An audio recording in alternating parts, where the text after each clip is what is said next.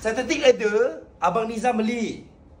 Keluang sofa berapa harganya, Wan? 15,999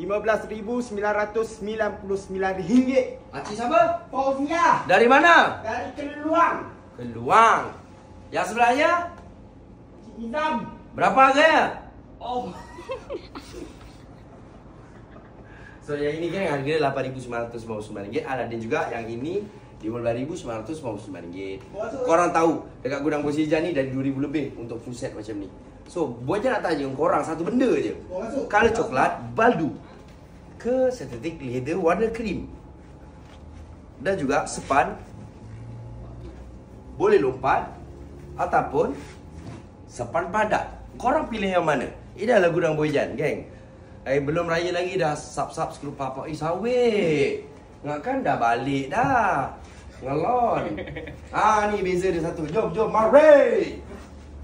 Ni macam ni, geng. Korang pilih mana? Korang pilih mana cepat lah.